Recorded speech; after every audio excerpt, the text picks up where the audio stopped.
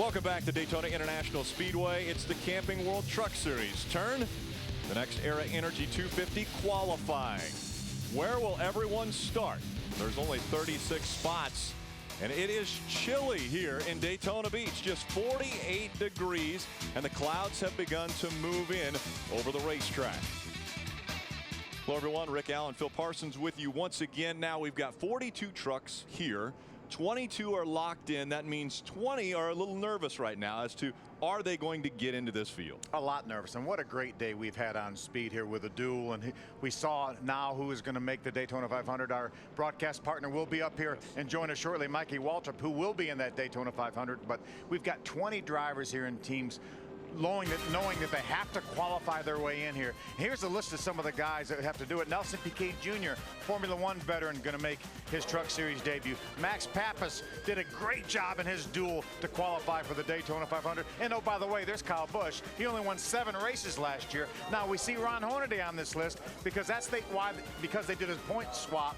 The 2 truck actually gets his points from last year, so Elliott Sadler is guaranteed in. Ron will make this race because he's our most recent champion, no matter what happens qualifying. Big names like Dennis Setzer, Chad McCumbee, regulars in the series over the past years, as well as a former champion in Johnny Benson, also having to qualify their way into this field of 36 trucks.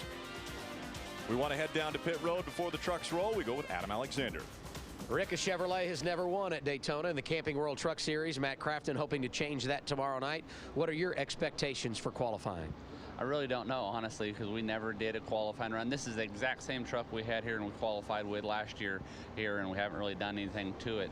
But I mean, all we did was our drafting stuff all day, and we fought free with it a little bit last night and a little bit today. We made some progress with it, but our Menards Chevy, I mean Herculiner Chevy, it'll be good. I mean, I know we kind of got off. We changed a little bit of stuff today, and they always come here and they try to make them slick and they try to make them go faster by themselves, and then they drive really bad, and then they start undoing everything that they've done to make them go fast by themselves. But as you can see from watching the shootout or whatever, handling is huge here, and the thing goes away after the first 10-15 laps, and handling really comes into play. That was our biggest thing, was just trying to get the thing to handle, and I think it'll be all right. A career best for you in the championship last year, a runner-up to Hornady. What did you guys do in the off-season to make yourselves a champion in 2010? The guys back at the shop, I mean, have been working their tails off, and they're working on building brand new trucks. All the stuff that we've had, they've tore apart and went through and done a lot of work to making them that much better. I feel very, very good for this year.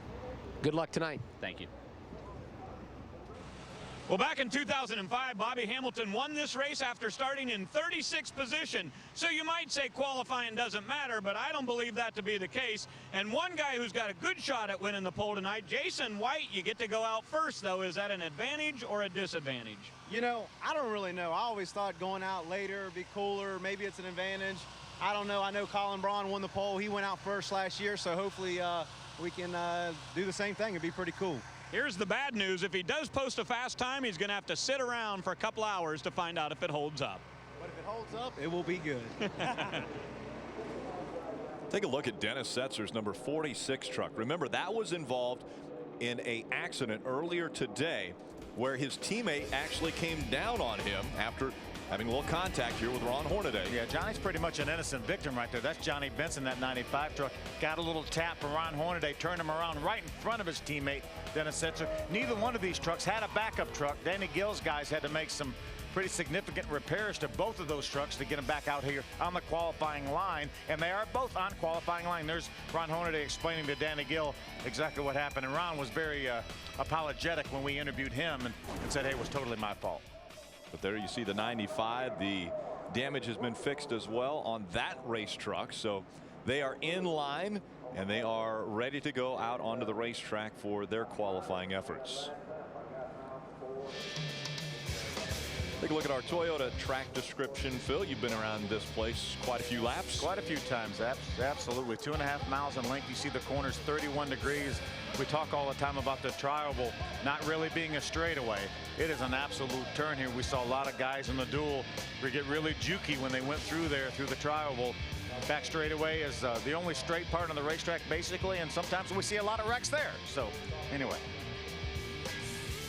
First truck is scheduled to roll when we come back. Elliott Sadler is going to be making a start here at Daytona. The Nextera Energy Resources 250 when we come back.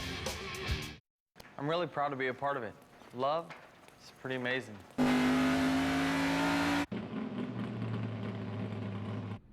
Who? The Gillette Young Guns in their greatest challenge ever. What's going on here? We're doing the Gillette 500. Going around the country trying to shave 500 miles of guys' faces. 5 blades, 3 teams, and a race to the finish. I think we're winning. Got sensitive skin? Try Gillette Fusion. Talk about comfort. Ding, ding. We don't do burgers. Join our team. Join us. You like to join our team? Gets you right here, doesn't it? Join the action at Gillette500.com. Here's to getting a weekend project done in record time. Here's to mapping out a game plan, to precise measurements, and powerful tools that make a lot of noise. Here's to getting your hands dirty and ending up with something you can be proud of. Really proud of. Here's to Joey Logano and that number 20 team. More saving, more doing. That's the power of the Home Depot.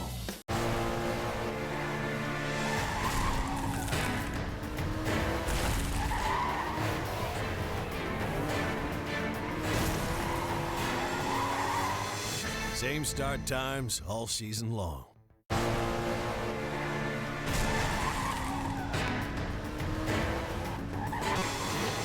Same start times all season long. Speed presentation of NASCAR Camping World Truck Series qualifying from Daytona is brought to you by Camping World. Introducing the all-new Coleman Travel Trailers, now available at Camping World. By Hershey's Milk and Milkshakes. Try a new way to indulge in Hershey's. And by the Sponsifier. Visit ToyotaRacing.com starting February 12th and enter your design. What an amazing day on speed. But it could only get better tomorrow when the trucks will take to the racetrack. But it kicks off and a NASCAR Live at 6 o'clock, getting ready for trackside at 6:30. And then Chris DeVoto will be with us at 7:30 for the setup as we get ready for tomorrow night's race. You know, this season kicks off and there are tons of stories that we've got to keep our eyes on. Obviously, one of them being Hornady going for a 5th title. Yeah, and I would not put it past him. He's had a lot of changes with his team. New crew chief Dave Fuchs Sr. now over there at KHI to handle the reins for Ron Hornady. Todd Boddine going for 3 in a row here in this race at Daytona. Kyle Busch Motorsports, big debut here. 2-truck team all season long. And got some other great stories too. Yeah, the return of the 3-truck with Austin Dillon behind the wheel is going to be great. 2 champions come back in Johnny Benson and Ted Musgrave. And then, of course, the 46 and 95. How will they overcome that practice crash from earlier? Take a look at the flag here, Phil. This is the first time since I've been down here that I've seen that flag lying still like that. How big will that affect these guys now on the racetrack for qualifying? Well, I think the key is it won't affect them at all. Where the flag was straight out like it's been pretty much the whole time here, that would have an effect. But these guys have great conditions right now. These cool temperatures are going to let these engines run extremely fast. Tires aren't a problem here. They're going to have new tires. They're going to have a lot of grip. It's just a matter of holding that thing on the floor and trying to run as tight a line as you can. And this is going to be a bit different than what you would see in qualifying for the Cup Series or the Nationwide Series. They run high on their first lap. In the trucks, we've got a little more horsepower. They're able to get up to speed a little quicker. They hug that yellow line from the very beginning of their run. Yeah, a lot more horsepower. These guys probably have about 650 horsepower the way these trucks are configured right now. The Sprint Cup cars that are here probably only have about 450 horsepower, something like that. So a huge, maybe 500 horsepower. So a huge difference here. The big boxy cab is really what slows this truck down. But because they have so much horsepower, they can get up to speed so much quicker. They don't have to run around there, make this track bigger to get the momentum built up. As Jason White mentioned earlier, Colin Brown was able to grab the pole after going off first a year ago, and he's trying to do the same thing. He's going to have to pick it up quite a bit, though. 50.745 on his first lap. That's within 2/100ths of a second of what the pole was here last year that Colin Brown ran. Well, then he's pretty good shape. Yeah, we've got to remember now, we're not going to see anything like what we saw in qualifying. We saw qualifying speeds upwards of 186 to 187 miles an hour in the draft. We're not going to see anything like that in this qualifying session. Right.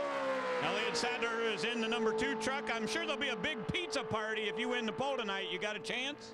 I think we do have a chance. This truck drove very, very good last night, and this Hunt Brothers Pizza truck, I think, will be very fast. It was fast last night by itself, fast in the draft, and I think it's a good-looking truck. They did a good job with it, so we're excited about it. We're excited about our chances, and just want to go out there and make a good run. Less than 2 weeks from now, the baby's due. You getting excited? We are, and we got so many good friends. You know, I'm from such a small town. We got so many good friends now at home, checking with my wife, make sure she's doing good, being I'm down here in Daytona. But, yeah, only like 10 more days before he's supposed to be here. So hopefully he holds on, because I definitely want to be a part of that experience. And talking about being from a small town, we got Anderson's Family Pharmacy on the side of our truck for tonight, too, also from Emporia, Virginia. So I love getting that hometown support. All right, Elliott Sadler will be behind this number 2 truck for 8 races this year, and what a run for Jason White, guys. Jason White goes 50.697 on his than what Colin Brown ran a year ago to win the pole at this racetrack. Yeah, and essentially we have the same rules. There's a little bit different rear shock package, but otherwise essentially the same rules we had last year. Cool weather and maybe less wind. Yeah, exactly. It. Exactly. And we typically, when you have wind at this racetrack, as we watch Taylor Malsam making his initial qualifying attempt for Kyle Busch Motorsports, you have a headwind down the backstretch, and that'll really knock these trucks speed out of it down the backstretch. Without this wind, though, they're able to gain speed down the backstretch. They typically, when you have a severe headwind down the backstretch, you will actually come off the corner and lose speed from the time you leave turn 2 till you get to turn 3. Not so when the calm conditions we have right now.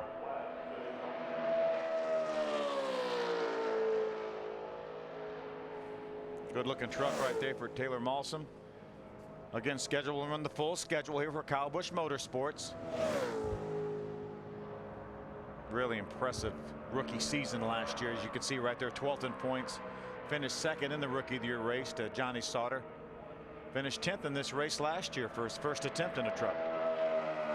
Get a lot of pressure on Taylor Malsam, or at least pressure that he's putting on himself, now driving for Kyle Busch, and the successes that Kyle Busch has had in race vehicles. No matter what he gets behind the wheel, he always has success, and Taylor Malsam thinks that he will have to rise to that level as well as he crosses the start finish line. We're going to complete lap number 1 and see what he does. 51.136, 176.001. May see a little bit of a pickup. We only saw Jason White pick up about a 0.5 of a second on his second lap, so maybe a tiny pickup here. So still going to be a pretty decent run within a 0.5 second of what Jason White ran. Ray Dunlap. Well, great year for Johnny Sauter last year, picking up that first win at Vegas and a bunch of top 10s at the end of the year. But how's that compare to becoming a dad for the first time? It's pretty unbelievable. People tell you all the time that you know, having kids is this and that, but until you actually have your own, it's an experience I'll never forget nonetheless. But pretty cool. Excited to get going racing here again. We picked up a sponsor for this race, SouthernKennel.com and EasyToInstall.com. Just happy to have those guys. But looking forward to this season, man. We got a lot of cool things happening for us at Thor Sport Racing, and I don't know if we can start where we finished last year and just keep building momentum. I think we can make a run for the championship. That's what it's all about. All right, good luck. Johnny Sauter in the 13. He's about 5 or 6 trucks from hitting the racetrack. Taylor Malsam, second quick of the 2 that are on the racetrack, 51.103. Picks it up just a little bit on his second lap. A year ago, he started 11th at this race. We'll see where that time slots him this year.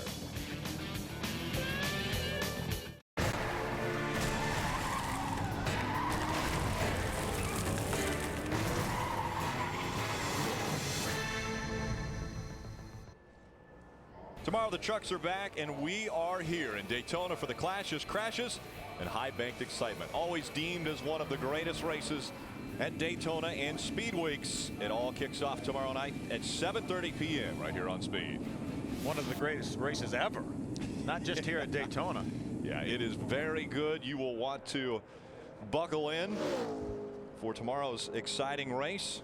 You know, one thing I'm looking forward to on the setup show with Chris Devoto tomorrow at 7:30, we're going to have a follow Austin Dillon for a day in his life as a freshman at High Point University, so that should be interesting. Norm Benning on the racetrack now in the number 57 truck for his qualifying effort.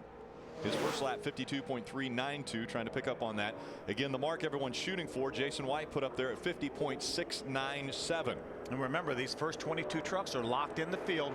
Regardless of how fast they run, they will make this field for tomorrow night's race. Norm Benning, by virtue of the fact that he attempted all races last year, made all but one, did not make this race, but he did finish 10th in the ARCA race here last year, so has a top 10 finish, a couple top 10 finishes in the ARCA series here.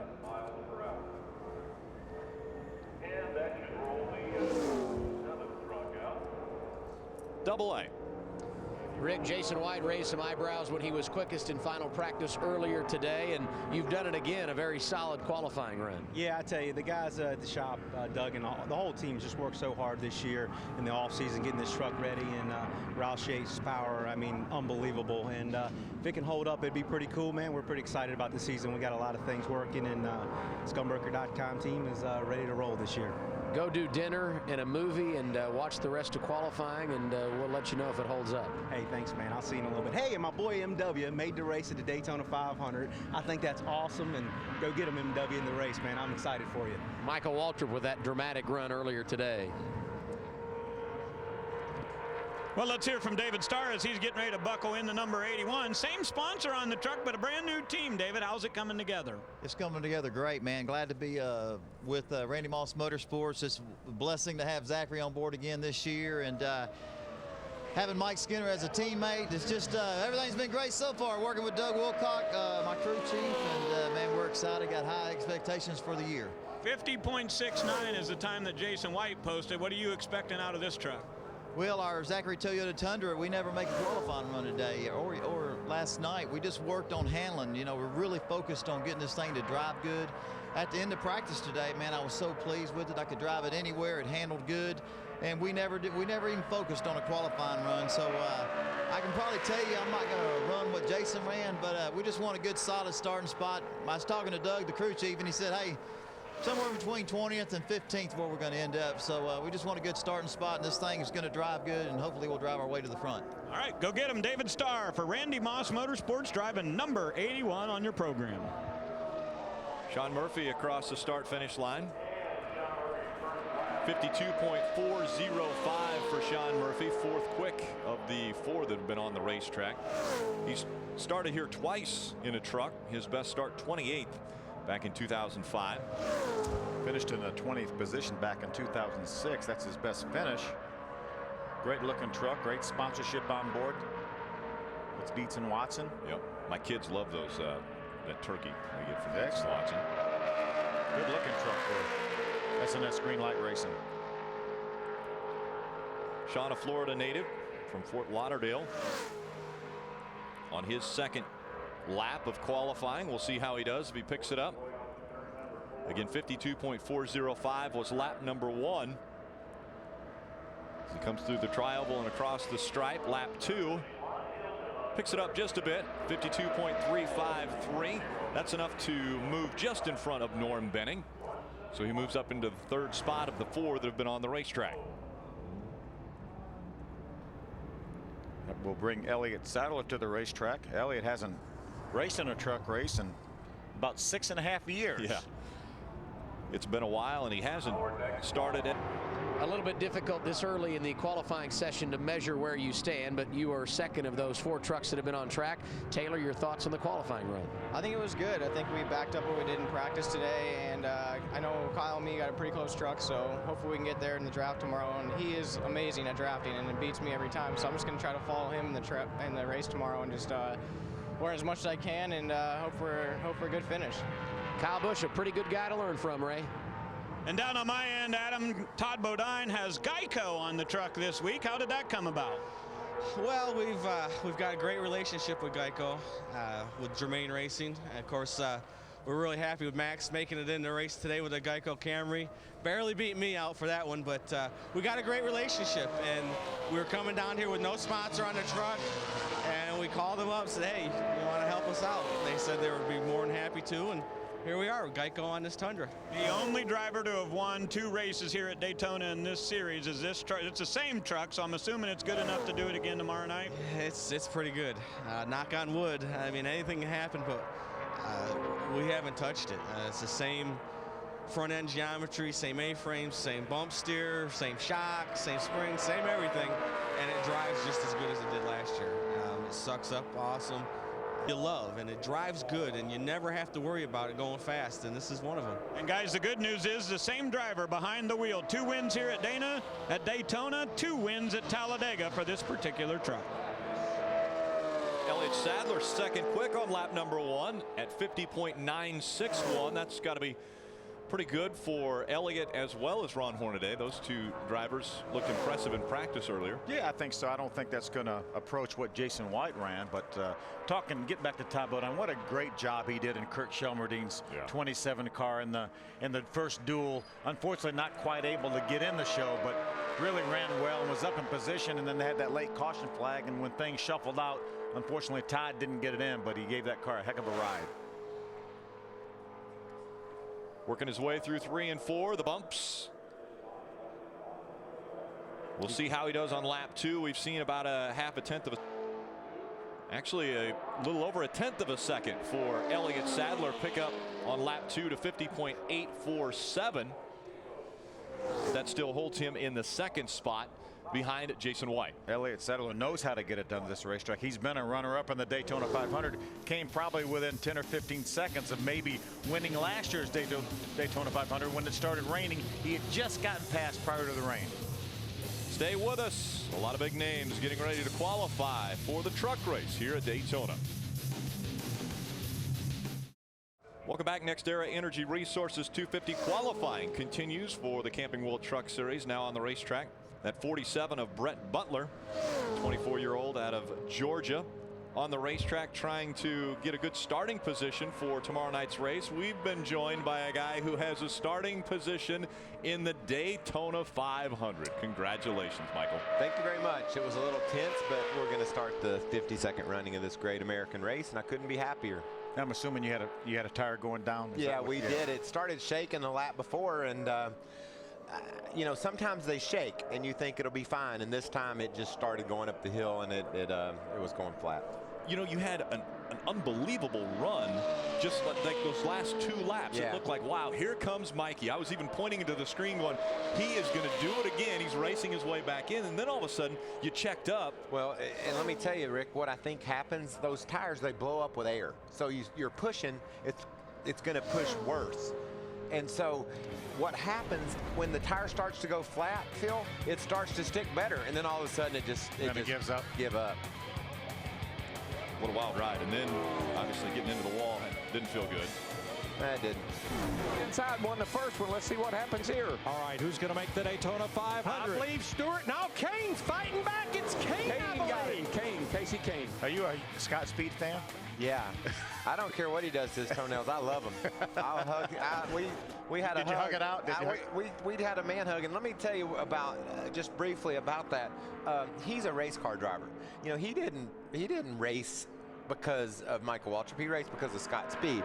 And what I think's fun to know is, think about this. Jimmy Johnson, he was locked in the Daytona 500. He didn't roll over. He raced. He won the darn race. Scott Speed wasn't just because he was in, he wasn't going to just quit. You know, he raced hard all the way to the checker, and that's what I appreciate the most out of him. Jimmy Johnson raced to win, and Scott Speed raced because he wanted to have the best starting spot he could have. That's what the qualifying races are for. And fortunately for me, it worked out. Johnny Sauter on the clock now for his qualifying run. Let's head back down to Ray Dunlap. Ricky Carmichael only got to run part of the races last year, but a whole new deal. Tell us about 2010. Yeah, ready to go. Got Monster Energy on board for the whole season, so no excuses this year. I need to make it happen, and a lot of seat time that I'm happy about, and just ready to go racing. It's been a long off season. Can't wait to go. Glad to have him on 4 wheels, and guys, in just a few weeks down here in Daytona, there'll be the Ricky Carmichael experience. You can come down and learn how to do some Supercross. Adam? Elliott Sadler currently second quick of those trucks that have been on practice. Did that lap meet your expectations? Yeah, we didn't really make a qualifying run. We were saving all the tires we could and stuff for tomorrow night. And the truck drives great. The Hunt Brothers Pizza truck is fast. Everybody at KHI, I got to thank them. Everybody in the shop. Kevin Delana's got a great program over there. So we had a lot of fun in practice last night. Definitely got a truck that can win the race. So that's the most important thing. You've had a busy day. Go relax. I've had a busy day, but I've had a fun day. We had a great run today in the Stanley car, finishing 5th. So I think we're starting 12th for the Daytona 500, and our cars run really good. So hopefully we can make that a few positions better come Sunday, but I think we definitely got a great shot at winning the race tomorrow. I'm excited about this truck series. It's been a lot of fun so far. It's always been fun to watch it on speed with you guys, but man, to get to come out and drive it, I can't wait. And there is no doubt we will have fun watching Elliott Sadler on track tomorrow evening. Elliott Sadler, definitely one of those drivers that you would say has a great chance of winning this race. Yeah, most definitely. Very, very good at this racetrack and in a tremendous truck. Johnny Sauter was 4th quick on his first lap. His second lap, he picks it up just a bit, but doesn't move up any positions. He stays 4th fastest of the 7 that have taken time in their qualifying effort.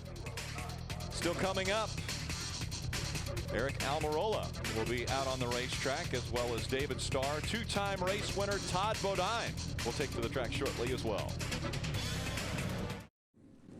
Sunday on Speed before the Great American Race. We're there in Daytona with the ultimate 3-race show. NASCAR Race Day. There's no better place to get revved up for the Daytona 500. NASCAR Race Day, built by the Home Depot, live Sunday at 9 a.m. Eastern. Only on Speed. Hey, when I got here, Brett Butler was on the track making a run in his Fuel Doctor truck. He qualified 5th out of 7. Good run. I'm best friends with his dad, Ken Butler, and the whole time Brett was on the track, we were talking about me, and I'm pretty sure he's going to be mad about that. So I want to make sure we establish how Brett ran, and it's going to be Brett's first run at Daytona, and I've been mentoring Brett, explaining to him how the draft works, how the track, how you have to attack this track, and I look forward to his run tomorrow night, because Brett is a good young race car driver, and he's just getting his feet up under him at 24, and I think looking for good things out of him. And he's actually driven for you in the past, right? He has. He ran some Hooters Cup stuff for us and did some testing as well, Phil. And what I appreciate about the Butler family and Brett and those kids, Ken III, they want to race, and they're a friend of this sport. They're a friend of this series. They're going to try to figure out a way to race their truck, and that's what Brett's doing down here this weekend. And Rick Ware and those guys that put the truck together for him are really looking forward to running some races this season, and certainly didn't mean to overshadow his qualifying run. That's a good-looking truck, and I just wanted to make sure we pointed out that he was on the road. Here's another impressive driver on the racetrack. 2009 ARCA Racing Series champion Justin Loftin. What a great season he had. 6 wins, 15 top 5 finishes in 21 races, and one of the finest point battles that I have ever been witness to with he and Parker Kligerman, and the way they did it. Yeah, that's what I was going to say. Remember the year before? The way, a couple years. How they ended the season? Your best friend Scott Speed? Yeah, my buddy Scott Speed. He got just crashed, and he said, "Well, that's not fair. I'll go crash that guy. I'll fix that." That was the worst way to settle a championship. Those two did it exactly like you should do it. Yeah, you're talking about Justin Loftin and Parker Kligerman. Those two didn't ever trade paint. They ran side by side, lap after lap after lap, battling for wins. At places like Salem, Indiana, and you know how difficult it is there to run side by side without touching. And you know, you just say, let the best man win. We'll go race for it, and we'll see who wins. And by the way, the difference at the end of the season was 5 points. 5 points. And it came down to Parker Kligerman needed to win the race. He did. But Justin Loftin was able to come up and finish in a position where he could hold on for the championship. That's like that truck championship battle that wound up at Vegas in the 90s with Jack Sprague and Hornady, and they high-fived in the infield. One of my favorite memory of Daytona International Speedway, I wouldn't trade my 2 trophies for anything. They're at home, and I like them a lot. But when Dale Jr. and I ran 1-2 here in 01, the first trip back after the tragedy of 2001 February, and we celebrated in the infield down here and hugged on top of our car, and the crowd was going crazy. Those are the memories that just make everything so special. And as Parker Kligerman and Justin look back at what that battle meant and how they just went up against each other head to head, those are memories those kids will have forever. Now, we've already established the fact that you don't have any of the money left from those wins, and you probably don't have any of the money left from that second place finish either, right? No, but I know where my trophies are. That's right. That's right. And I hugged Dale Jr. car, and so I'm a hugger. I hugged Scott Speed today. I just hug it out. We work it out through a hug. David Starr on the clock now, and his number 81 Toyota Tundra. As he comes to the stripe, let's head back trackside to Ray Dunlap. And Michael's talking about those Daytona 500 trophies. How about a grandfather clock? That was a pretty cool trophy for you a year ago, huh? It was. You know, what a better way to get my first win right down the road from my house in Martinsville. Actually, just talking to Mike Smith about it, and kind of makes me hungry to try to get in victory lane tomorrow night right over there. So, you know, I'm just glad to be down to Daytona with this K&N Crescent Toyota Tundra. It's glad to be at Daytona, man. I mean, it doesn't get any better than this. Getting with Red Horse Racing, a big deal, but how about having Jeff Hensley on your side, too? He's got a winning way about him. It is. You know, we went to New Smyrna in the middle of last month and had a really good test there, and we clicked right off the bat. Down here, we've been making great calls. I mean, he speaks for himself. I mean, Jeff and all the guys on this Red Horse Racing Toyota Tundra has just been awesome. And, you know, I can't say enough about the truck. It drives great in the draft. And then by ourselves, you know, we're hoping for a top 10 starting position, but just happy with everything. Driving good, big smile, and a good-looking truck. Timothy Peters in the K&N number 17. David Starr, 6th quick in his qualifying effort at 51.661. He picks up about a tenth of a second, half a tenth of a second on lap number 2. Todd Boddine will be heading to the track when we come back to Daytona International Speedway. We'll see where he will start for tomorrow night's race. Welcome back. Todd Boddine now on the racetrack for his qualifying effort. Todd has been racing here since 2005 in the trucks. His best start is 3rd. And he finished 5th one time back in 07, starting 3rd. And then the last 2 times he has started this race, he has ended up in victory lane. And great finishes as well. I mean, unbelievable. Worst finish Todd Boddine has ever had at this racetrack is that 5th place finish back in 2007. And then when we left here last night, his number 30 was on the top of the scoring pylon. He had the fastest truck here yesterday. So when you come to Daytona, if you want to have success, you're going to have to deal with that man right there. And what Phil mentioned it earlier, he drove that wheels off that car today, and we know Todd Boddine, he's a great race car driver. He can flat get the job done, and he had a chance of putting Kurt Shelmerdine's car in the race today. Todd's first lap, 5th quick, now 51.481. That is not indicative of how fast he is, because he ran most of that first lap up toward the top of the track. So this one is going to be a big pickup, I think, on lap 2. What do you think, down around about a 10? I'd say about a 10. He's going to be maybe 2 or 3 tenths probably. Again, it's not going to be huge because these trucks are already up to speed. The difference is a longer distance on that first lap. And that's not going to be more. It's not going to be a 6 or 7 tenth pickup like we see in a Sprint Cup car, but it should be a couple tenths. I don't think he's going to threaten Jason White for the pole. Yeah, Jason White's pole mark at 50.697. That would be almost a second pickup, and I don't think he's going to get that, but we'll see how he does as he comes into the tri-oval. And across the stripe for Todd Boddine, and he stays in 5th. Picked up just about 0.2 of a second, 51.279. Now that shows you how much difference there is between running the bottom and running the top when you're up to speed already. Adam Alexander. The lap for Todd Boddine pushes rookie Justin Loftin to the 6th position. What did you think about your lap? You know, my lap was great. It's single car runs, wide open as fast as the number 7 Toyota Tundra can go. You know, everyone's done a great job. Mark's got the truck driving really, really well. We're doing really well in the draft, doing a lot of learning, and really looking forward to tomorrow night's race. You're the ARCA champion from a year ago. How high have you set the bar when it comes to expectations in your rookie year in the truck series? I've set it pretty high personally. You know, I definitely like, you know, if we don't go out and win the championship, I definitely want everyone to know that we went out there and gave it a really good shot at it. And, you know, both me and Mark together, I think we can go out and definitely put on a show all year. I know we can go out and win some races, and, you know, starting out Daytona would really be awesome. Everyone found out a year ago this kid's got a lot of talent. Thanks, Adam. Ricky Carmichael, speaking of talent, is on the racetrack in his Monster Energy drink Chevy Silverado.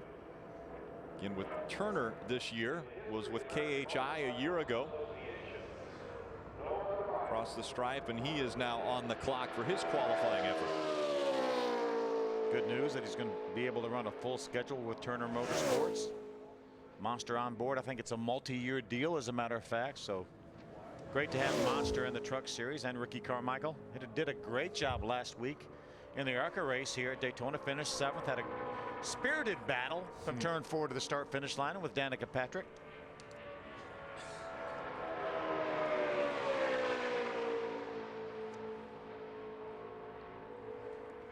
Down to the bottom of the racetrack is Ricky Carmichael. Wonder what he thought about that when Danica drove into the side of him. Did he see it coming? He was probably concentrating so hard out the windshield that he didn't even feel it. First lap for Ricky Carmichael, third quick, 51.045. Great first lap for Ricky Carmichael.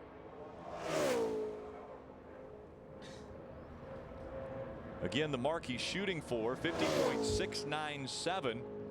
That would be a very big pickup since he ran on the bottom of the racetrack. We saw earlier Todd Boddine picked up about 0.2 of a second, running at the top on his first lap and down to the bottom on his second lap.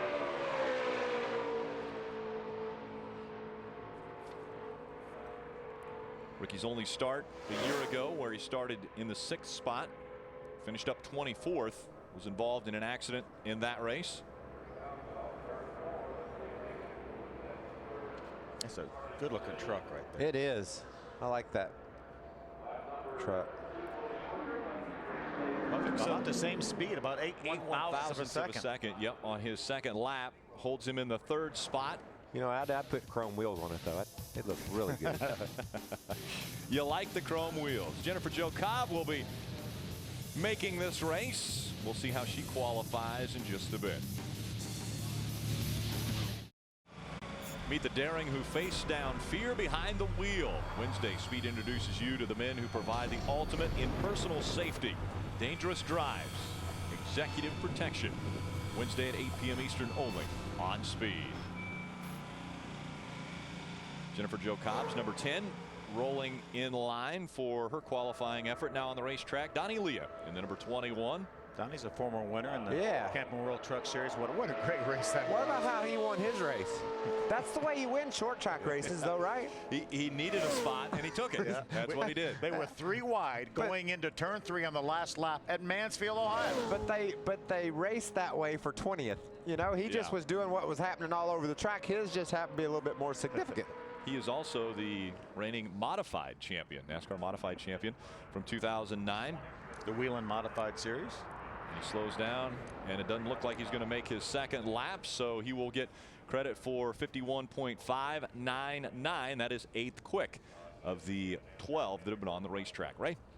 Jennifer Jo Cobb in a brand new ride this year, driving the number 10 truck. Now, you just took your earpieces out, and my story was going to be that you've been down here jamming with your iPod. So I want to know, what do you listen to get ready to go out and qualify? You know, my #1 song, and you can go back to 2004 Chicagoland ARCA race and listen to Ralph Shaheen talk about me listening to Thunderstruck before every race. I love AC/DC's Thunderstruck, and I met Brian Johnson. I told him, and even when I don't have an iPod on me, which I normally do, it just helps tune everything out. I'm sitting in my truck or my car, and I'm like, I mean, my dad taught me, get pumped up, hit the steering wheel, you know, bang your head around a little bit. So I'm pretty fired up right now. Last Saturday you did the ARCA race, and then tomorrow night here in trucks. How different are the two vehicles? Oh my gosh. You know, I spent the past 6 years driving for the Richard Petty driving experience, and I told some of my coworkers that are out here supporting me today, I said, this driven Ford F-150 drives an awful lot like those RPDE cars. So I'm used to the bouncing around and the beating and banging, because the RPDE cars are authentic race cars, but they're pretty rough, you know.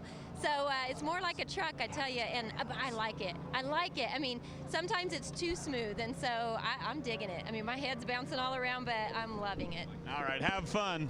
Jennifer Jo, ready to jump in, her number 10. Guys? Jennifer Jo Cobb, the only female that will be in the race. That's got to feel good for her, too, though. I mean, she's got a competitive truck. She's got something right in that truck that she can go up and contend with this tomorrow night. Absolutely. That's a former Rick Crawford truck, Circle Bar Racing truck. They essentially bought that entire team. And fortunately for Jennifer Jo, they got the points and the point position for that, and so she is locked in this field. So we know she's going to race tomorrow night. And we got a little explaining to do to folks right now about this truck, and the driver, the teammate, where Kyle Busch went, what's going on over there. A lot of changes in the Nationwide Garage Field. And you know, last year here, or the Camping World Truck Series garage. What'd I say? I'm so Nationwide. Yeah, I'm crazy. That's okay. But let me tell you my point. Last year we had 37 trucks here entered for the Camping World Truck Series race. This year we're up to 42. So all the change has added some trucks as well. So we're healthier than we were a year ago. And there's a lot of folks down on pit road that are planning on running the full series this year and have chances to win races. And we're going to be all over that during the setup show tomorrow night. Going to be all over that. Krista is going to try to explain all of the changes that are taking place. You know why I said nationwide series? I was just thinking about Danica again. Hurts. There was a minute. What were we? 42 minutes into the broadcast before the mention came up this time. I missed her. Let's go down to Adam Alexander. Ricky Carmichael told us the last 2 days in practice that you were fast. I could tell you were very confident, and looks like everything was true. Yeah, I tell you what, these guys for coming from where we were 2 months ago to now, the Monster Energy Chevrolet is good. It's all them. I mean, they brought us a great race truck, and I definitely have to thank them. And now it's my job tomorrow. I can't thank them enough, and can't wait to go racing, man. It's been a long off season, and let's get it on. How important is this weekend to lay the foundation for this new team? I mean, every race is important for sure, but man, we just need to finish strong every single weekend and then start chipping away and then show everyone we're for real. He's got a winner's mentality, no doubt about that. Well, because he knows how to win. 150 AMA races. I mean, that guy can win. Eric Almirola wants to win, wants to get his first win in a Camping World Truck Series event. 5th quickest on his qualifying effort, 51.113 on lap number 2 for Eric Almirola. His teammate Ted Musgrave in line to qualify.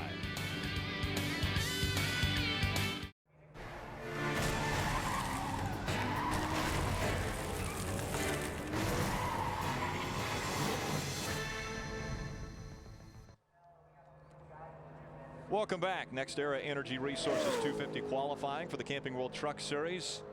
Well underway. We've had 13 trucks already on the racetrack. The 14th is Timothy Peters in the K&N Toyota Tundra. We'll see how he stacks up against the competition.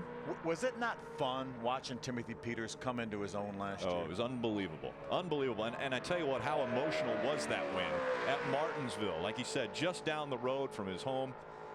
What an amazing story that is, and it continues to unfold as we watch him qualify. And as he's qualifying, let's go back trackside to Ray Dunlap.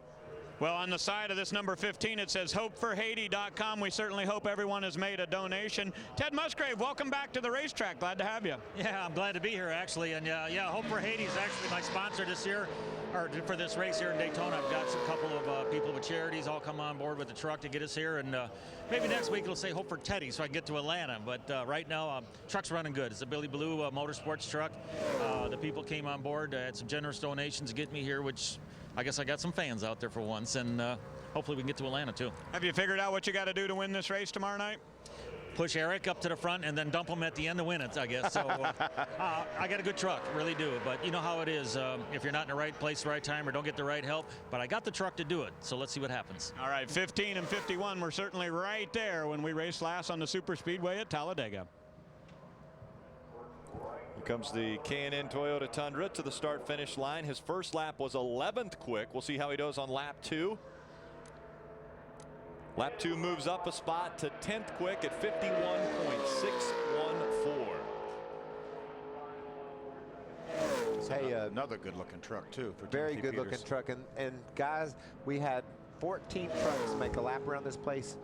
11 of them are within a second of one another. And you know how much faster they are in the draft? Everybody's going to be 3 or 4 seconds faster, and that just shows you how tight this field is going to be tomorrow night. And again, we've only, as you mentioned, been through 14 trucks. We've got 42 that are here attempting to get into those 36 spots. So can you imagine already 11 trucks within 1 second? Yeah. Count 1 second. That's not much distance. Very tight. And we've had at Talladega 2 years ago, we had 14 trucks cross the start-finish line, or the finish of the race, in a half a second. 14 trucks. That's pretty close. That's amazing. Yes. And it's a wide racetrack, but you wouldn't think it was that wide. and let me explain something to you. That's why they run into each other a lot. They do. They're trying to occupy the same space, and there's just not room for everyone. Brian Silas was let out of line. He was to qualify just a bit earlier in the qualifying session, but they found a broken part on that truck, and so he was allowed to fix the truck and move out of line, but now it's his turn to qualify, so he is on the racetrack. Brian had a great run going last week in the ARCA race and had some trouble late. Really, he would get my award for the most improved driver in the ARCA series last year in 2009. Yeah, very impressive. Let's see if he can keep that momentum up as he's running his qualifying run. Let's go back down to Ray. Well, guys, think about all the years that we've gone to Daytona or Talladega and saw a black number 3 at the front of the field. Austin Dillon, you're carrying a pretty important number there, but boy, what a beautiful truck you guys have. How's it feel to be back to Daytona? It's pretty awesome. I mean, being my first time here, I'm usually used to standing out here before the driver introductions watching. Now I'm getting ready to strap in the truck and see what we can do with this Bass Pro Shop Chevrolet. So I'm excited, and I think we got a fast truck. What'd you learn in practice? A lot. You get behind the guys that are veterans. They like to go. When you get in a tight situation, you got to go. It's pretty tough out here. So I'm learning every time I get on the track. I've learned something new. So hopefully here in qualifying we can get us a good start, and start up front. It'll help a bunch. All right, go out there and have a good time, and we'll watch that number 3 on the track tomorrow night. Let's check in at the other end of pit road with Adam. Eric Almirola, 5th of the 15 trucks that have taken time. Your thoughts on your qualifying run? I thought it was pretty good. The truck drives really, really good in race trim. It's super fast. We practiced quite a bit last night and thought we had a really good truck. So, you know, the racetrack's gonna be cold tomorrow night, just like it is tonight. So y'all had to come borrow our heater tomorrow night. You're not gonna have a heater to use, so you'll have to find your own source of heat. What are like the top 5 things you look forward to when you come to Daytona? Victory lane, my friends and family. That's it. Is the heat part of it? Maybe, because my thing is I came to Florida to be warm and it's not warm, so that's why we borrowed your heater. I left Florida to get out of the warm. I was tired of sweating. I lived here for 18 years, and the summers are just absolutely miserable. In the winter, you expect it to be a little nicer weather, but Mother Nature's not cooperating with us for some reason. Tell your crew chief, Richie Waters, thanks. I will. Guys? Thanks, Adam. Make sure to stay warm. I know Ray's not staying warm right now. Brian Silas currently 13th quick in his qualifying effort. He actually ran faster on his first lap than his second lap. We'll be back more qualifying here on Speed.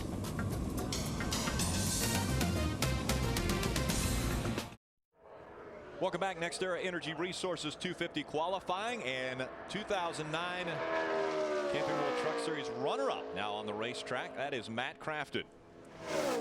His Herculiner Menards Chevy Silverado on the racetrack, 21 top 10s in 2009. Remember, we only have 25 races, and 21 of those he finished in the top 10.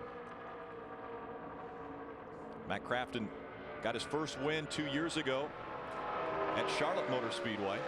Was kept out of victory lane last year. But what about his teammate, man?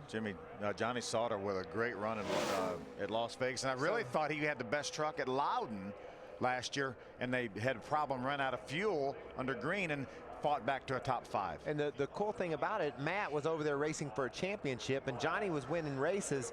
That team appeared to really have their game together, both trucks on being very successful. And when Johnny won Las Vegas, Matt finished second.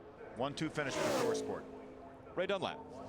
Mike Skinner is climbing in here and getting some belts ready to go. Mike, a couple guys in the booth picked Hornady to win the championship this year. A couple others picked Crafton, and I went way out on a limb and said Mike Skinner. Am I crazy?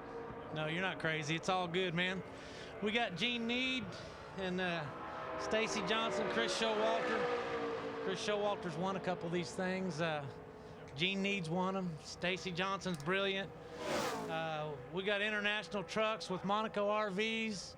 We got Exide back. We got PC Minor. We got a Tundra. Do the math. We're going to be just fine, Ray. All right, let me ask you this. If I told you could have one or the other, either a win here at Daytona tomorrow night or the championship, which would you take? Oh, the championship for sure. You know, this is just one race of 25, and you're going to win some battles and you're going to lose some battles, but we're after the war this year. And our truck, our Tundra's not very fast at all in qualifying by itself.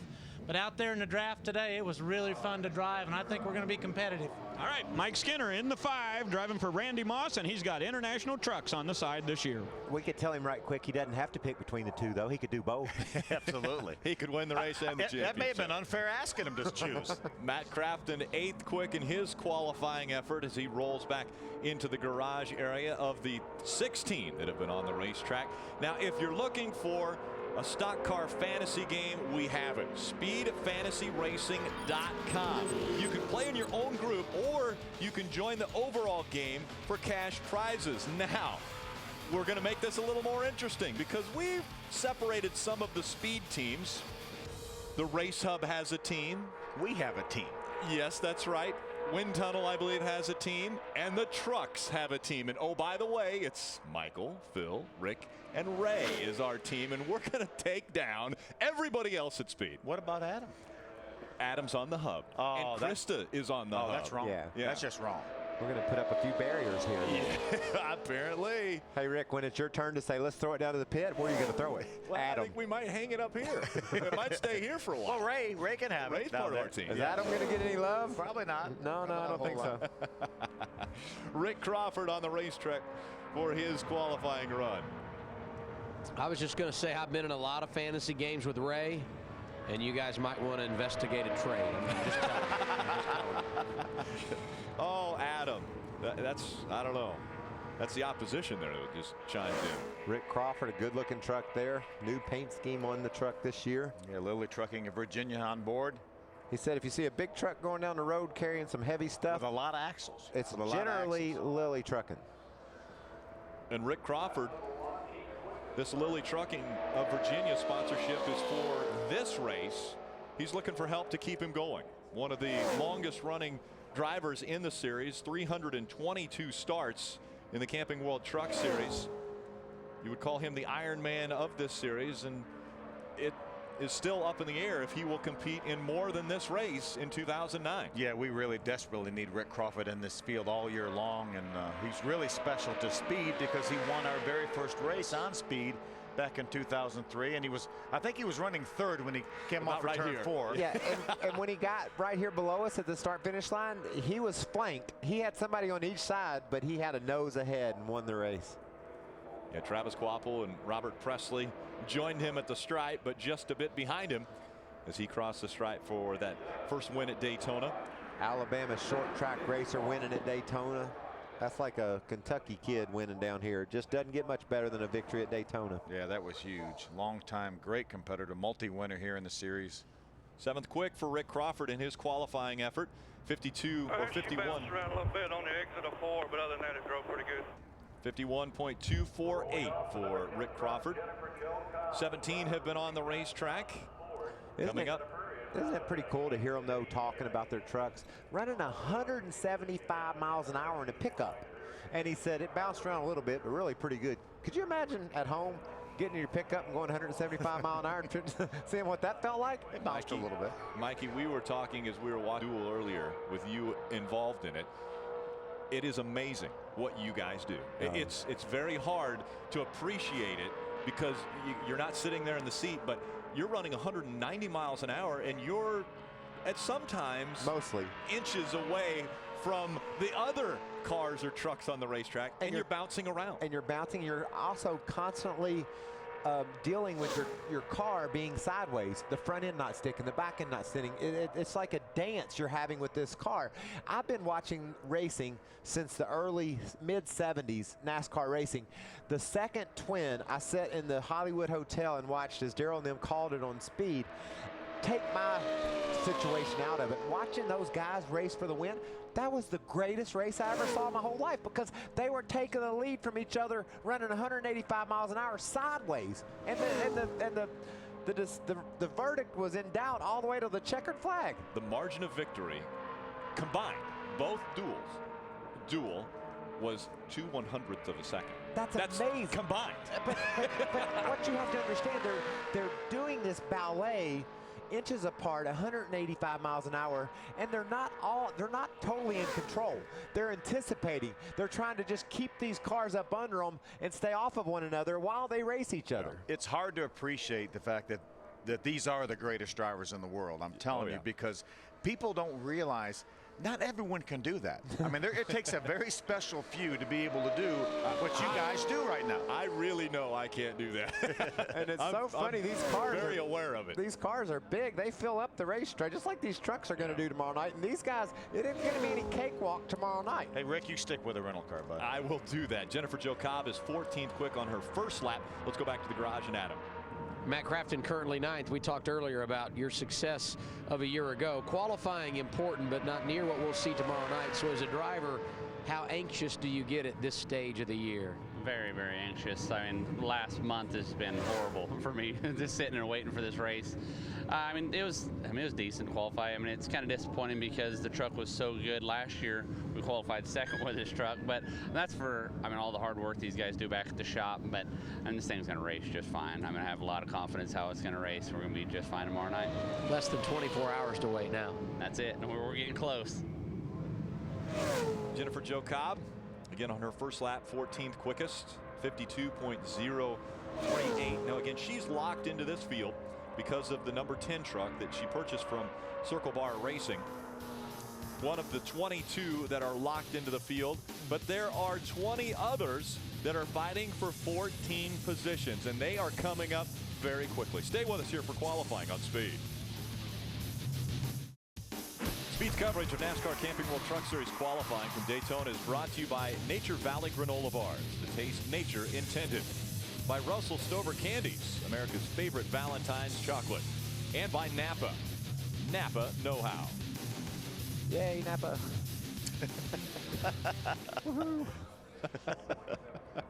Oh, that's beautiful.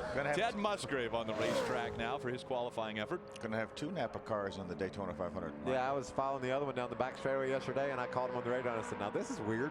I felt like I was removed from myself. Ted Musgrave, 2005 champion, 191 starts. It's been a while since he's been in a truck, though. Out for his qualifying effort. Let's go to the garage and Adam Alexander. And Rick Crawford, a series regular at Daytona. You're one of 4 drivers to make every start that the series has participated in at this facility. I know that's special to you, even more special if you could win tomorrow night.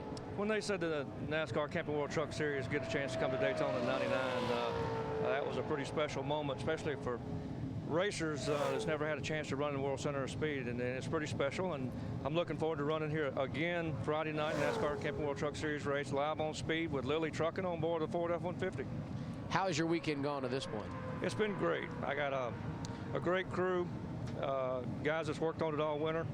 Really hand-touched this truck and polished it up. It's running really fast in the draft, so look out. My Roush H engine to keep us up front will be okay. The 2003 Daytona truck winner is here and ready to go. Ted Musgrave on the racetrack, and his first lap, 13th quick at 51.652. He could move up. He could move up probably 2 spots with an average pickup that we have seen, and he moves up 3. Ted Musgrave goes all the way up to 10th for his qualifying effort at 51.548. You know, Rick Crawford, we were just talking to a moment ago, is 7th so far. He has never started in the top 10 here. Always had great trucks. Won this race back in 2003, but has never started in the top 10. It may be his best start ever at Daytona we were headed for.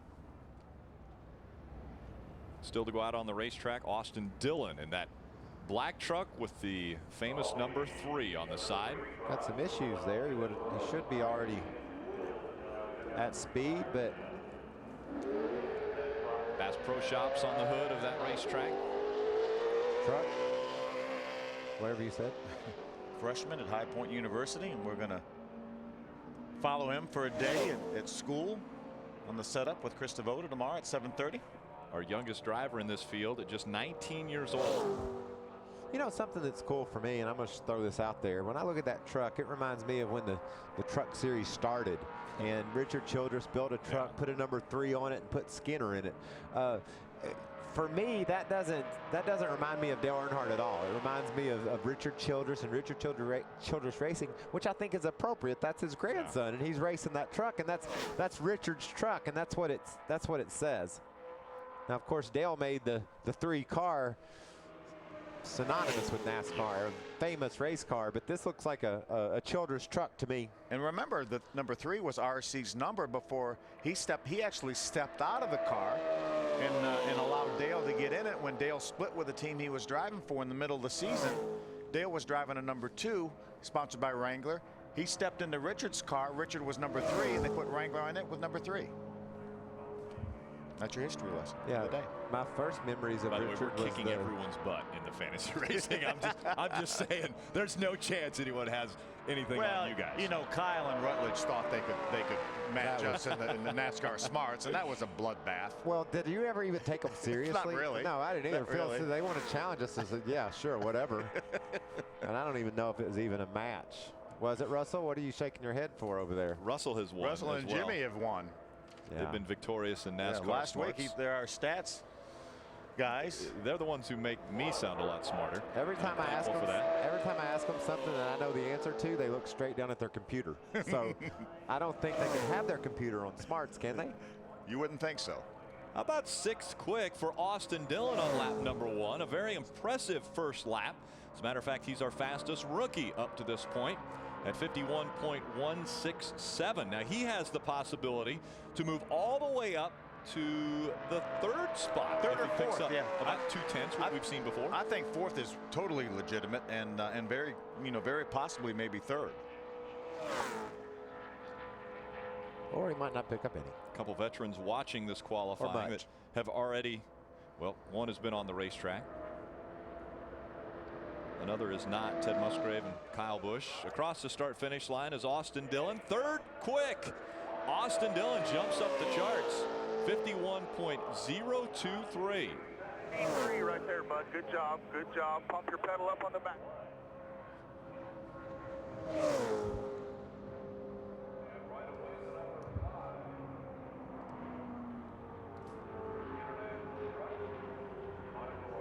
You see the trucks that are still waiting to get out onto the racetrack for qualifying. You don't see the 18. You don't see the 95 or the 33. They all have to qualify on time. So you saw Ron Hornady's 33. You see the 18 of Kyle Busch. They've got a long wait. They're back in the go or go home drivers that have to qualify their way into this race. There's Johnny Benson right there in the Lightning McQueen Ford. And again, that was involved in an accident in our final practice earlier this morning. That crew worked feverishly on that and got it ready for this qualifying effort.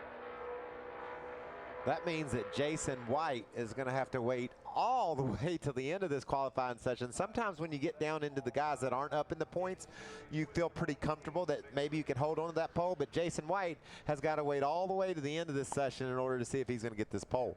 A lot of guys obviously are excited and emotional about trying to get into this race. How about Max Papis and the performance he put on earlier today, racing his way into the Daytona 500? He's with Ray. You don't have to cover up your, that's okay. You're allowed to be a Sprint Cup driver and come over and be in Camping World Trucks too. Tell me, the Gecko must have brought you some luck today, right? It was just incredible, all the track time that I get with my Tundra really helped out a lot, and Booty was just incredible, did amazing calls. It came down to, I didn't know that actually I had to beat Todd, so I just found that at the end, that beating the 28 meant that, beating Todd, but, we put the car in the show and the Geico car ran really well. And it was definitely a big learning curve. It was my first ever race in Daytona with a NASCAR. And it was a lot to learn, and I can tell you, the more laps I do with this Tundra, the better I get. So I'm really confident about going out and learn, tomorrow night. Okay, so apparently practice makes perfect, but a big smile for Mad Max. He makes it into the Daytona 500 and getting ready to qualify this Germain number 9. Got the Gecko on the hood of that race truck. And now Mike Skinner in his qualifying run, his first lap, 16th quick in his Toyota Tundra, 51.723. We talked to Mike Skinner. He said, we're not going to qualify that fast. Extremely excited about how his truck is going to race tomorrow night. So Mike Skinner may not be in the top 20, and he knows that he has a great chance to win this race. He can win this race. And I think that if you're at home, you've got to listen to us right now. He's going to be about a second off the pole. Couldn't care less. I mean, he would rather be faster, but he knows it doesn't matter come tomorrow night. Handling is the issue, and he handles well in a group. Handling and also understanding the draft and knowing how to manipulate the air that you can't see. And a lot of people say you can see the air, and a lot of people have said that you're very good at seeing the air around this racetrack. Jason White still quickest at Daytona International Speedway. Welcome back to Daytona Beach. NASCAR Race Up Monday through Thursday. If you need your NASCAR fix, that is the place to stop by. 7:30 p.m. Eastern. All the stars of NASCAR have the possibility of swinging into the hub. Joining us there for just kind of a roundtable session of what's going on in the world of NASCAR.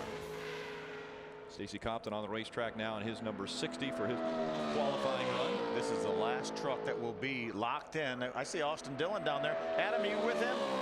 Yeah, Phil, there were a lot of years we'd come here to Daytona. You just expected that number 3 to be right up toward the top of the board. It is again tonight. Austin Dillon doing the driving. Congratulations on a great qualifying run. Thank you. Well, I mean, the truck was awesome. All the guys back at the shop have been working really, really hard. ECR engines are great, and I can't thank the guys enough. The Bass Pro Shop Chevrolet was a lot of fun to drive, so now we got a good starting position. Hopefully we can keep her on the bottom during the race and run all the laps and stay up front. If we can finish where we qualified here, it'll be a great day. Do you need to win tomorrow night to leave satisfied, or just kind of getting your feet wet and gradually getting into this thing going to be okay? A win would be amazing. Just to run all the laps and run in the top 15, and that'd be what we want to do. Keep all the fenders on the truck, and we're learning every time I get on the track. I've learned something different each time, and if we can do that and run all the laps, we'll be really happy. Austin Dillon currently 3rd. 60 of Stacy Compton went around the track one time on the clock for 51.222. That slots him 8th of the 22 that were locked into tomorrow's race. Now it's time for knockout qualifying. Or knock in, sometimes you call it. I like to do that. Go or go homers on the track now. We have 20 of them that are trying to fit into 14 spots. Well, so that means 6 are going to be disappointed. Look at some of the names. You've got J.J. Yaley, former Cup driver. Nelson Piquet Jr., Formula One driver. Max Papis, tremendous Daytona worldwide 500 driver, road racer. Kyle Busch, and he's won 915 NASCAR races, I think, in the last 3 or 4 years. Ron Hornady trying to qualify, or going to qualify into this race. Johnny Benson down there on the list. We've got a lot of great Derek trucks. Cope, 1990 Daytona 500 winner, Derek Cope. Chad McCumbee, he's certainly a guy that you're going to have to beat tomorrow night. He'll be all up in the middle of it, I promise you. Dennis Setzer, 3 consecutive seasons he was 2nd in the points. Let me tell you a little story about our pole sitter right now, Jason White. He was taking bets from all his buddies that he would get this pole in Daytona. That's how back in December he was telling people, no, even before that, when we were in Vegas for the banquet, everywhere he's gone, he's told people, I'm winning this pole in Daytona. And I thought, and people that didn't know a lot about racing, they said, can he say that? I said, man, that's a stretch to think you could put all the parts and pieces together and come to Daytona and sit on the pole. But I'll be darned, Jason. Well, let's give a little background. That is a former Roush Fenway truck driven by Colin Brown last year. We know what a great Speedway program those guys had, and it's a Roush H engine. So he put all the pieces together. He did perfect putting them together, but sometimes when you take it from one shop to the other and you spray some different paint on it, you put your springs in it, it just doesn't all work out like it's supposed to. And I just felt like he was overconfident. I didn't understand how he could be taking bets that he was going to set on the pole at Daytona. He's backing it up. Yeah, and he's backing it up tonight. I'll be paying him here in a little while. Were you the one that took it? I'm one of the ones. There's a lot of them that took it. So he's probably going to make more money off his buddies tonight for this pole than he is from getting the pole. Here's another blue oval on the racetrack. Brent Raymer behind the wheel of this one. On his first lap, he was slowest of the 23 at 52.451. So he's going to want to pick it up to ensure that he will be in the field for tomorrow night's race. Remember, each one of these drivers has to beat 6 trucks. And that establishes the mark right there, Phil. 52.436 is the number you're going to have to beat, and Brett's going to hope you can't beat it. Johnny Benson, it might be a little bit, well, rough or wrinkled, but Johnny Benson will get all he can out of the 95 in his qualifying effort. It's coming up next. It's the wildest collection of talent ever assembled at trackside. There'll be singers, dancers, comedians, and more in a breakthrough racing entertainment hour. It's Fast Track to Fame, premiering Monday, March 1st at 9 p.m. Eastern on Speed. I'm going to watch that closely. Really closely. Really closely. I'm going to watch it closely, too. Well, you know, maybe not as close. There's a lot of talent around here. There it is. J.J. Yaley on the racetrack for his qualifying effort, Ray. Well, Rick, earlier today in our practice show, I told the story about a brand new truck owner that's in the Camping World Trucks this year. Her name is Daisy Ramirez, and she comes from Honduras. Interesting story. Today, she was in Charlotte, North Carolina, taking her United States citizenship test. Guess what? The good news has come in. They got the results back already, and Daisy passed the test today. So she will become a U.S. citizen very shortly here. And it is a very interesting story as they have 2 trucks trying to get into the field tonight. This one with J.J. Yaley. They have a relaxation drink on here. And later we'll see Carlos Contreras in the 00 with an energy drink. Adam? Stacy Compton is currently 8th on the board, and considering some of the challenges you guys have faced in the last couple of days, that's pretty solid. Yeah, absolutely. I mean, I'm proud of Chad and all the guys with the Safe Auto Toyota. We had a great truck yesterday in practice. Really didn't make any single truck runs, so we didn't know how we were going to be, but truck is good. Really good in race trim. I can't wait till the race tomorrow night. Decent qualifying run. Qualifying doesn't mean a lot here, so we didn't focus a lot on it yesterday. Really worked hard on race trim, and Chad and the guys, a whole new group. A lot of stuff's happened in the last few weeks, and for it to come together as good as it has shows how good these guys are working together. So I'm pretty excited about it. I can't wait for that race tomorrow night. We're glad you're here. Good luck. Thank you, sir. Great pickup by J.J. Yaley on lap number 2. 52.168. That moves him up to 20th. And more importantly, it beats Brett Raymer, so that's one of the 6 trucks that JJ has to beat. That truck, that relaxation drink, it really kind of calms me down just looking at the truck. You're a little more relaxed? I thought you were more relaxed because you qualified to get into the Daytona 500. Well, I do feel good about that. You know, it's going to be your 24th consecutive Daytona 500. Wow, has any active driver started any more consecutive races than that? Active driver? You're throwing that number at me? You got to throw that at me. You better throw it at Jimmy and Russell. Well, you better throw actually, I've been arguing with Russell about it all night. So, yeah. Bill Elliott started 25 consecutive Daytona 500. That's correct. You know who started the most consecutive Daytona 500s? Mr. Wingtip himself. That's right, Dave Marcus. Dave Marcus. And I was here for his last one, and you know what he did? I bought a pair of wingtips at an auction, and he autographed them for me. So I have those. I got that going for me. Which is nice. Which is nice. And I've got those in my closet in Cheryl's Ford. Shane Sieg on the racetrack in the number 93 Chevy Silverado for his qualifying effort. The best he has started at this racetrack came a year ago when he qualified 16th. That thing just doesn't sound real crisp, Phil. It really doesn't. It's kind of got like a laboring sound to it. You like to hear one just really singing. That one's kind of groaning. Good attitude on that truck, though. You see that splitter right down on the racetrack. We talked about that extensively this morning in our practice session. We'll see if it'll run. Sometimes you run different pipe configurations underneath the truck, the way you exhaust your engine, and maybe it just has a different sound to it, but it doesn't sound like it's running right. Rear end gear. Will that change enough to make it sound different? Not really, because there's such a tight box. These guys can only run certain, have about 2 options. Right, certain gears, so not a lot of room for options there. And you're only talking about 100 RPMs difference probably from the high to the low gear. 22nd quick on lap number 1 for Shane Sieg at 52.347. So he's a little bit slower than J.J. Yaley, but a little bit quicker than Brent Raymer. Yeah, and that's a couple of seconds, almost a couple seconds off our fast guys. So obviously, with the attitude of that truck, Phil, the way it looks going down the straightaway, he must be just maybe a little bit off on his power, or his engine configuration just isn't exactly the way they want it to be, because darn, it looks like the teams did an excellent job on the way that truck's going around the racetrack, right on the bottom, and look how low the nose is. Absolutely, and when the draft is a great equalizer, so yeah, we can't count this guy out. Please don't. We know how well Shane Sieg races. His best finish was in Milwaukee back in 2004. Lap number 2, just a bit quicker, 52.247 for Shane Sieg. He is still 22nd quick of the 25 that have been on the racetrack. And again, more importantly, J.J. Yaley a little bit quicker, Brent Raymer a little slower. Those are the 3 go or go homers that have been on the racetrack. We'll be back. Nextera Energy Resources 250 qualifying for the Camping World Truck Series continues. It is go or go home time for the trucks. Max Papis will be trying to race his way into tomorrow night's Camping World Truck Series race. He already raced his way into Sunday's Daytona 500. Yeah, and I think he'll probably set the standard for these guys, Phil. I think that truck looks fast. I like the way it's a little bit off the road in the front. First lap, 17th quick, 51.627. Fastest of the go or go homers, as you mentioned, Michael. That's already beaten 3 of the go or go homers, so I'm sure that's going to be in. I'm sure that's in.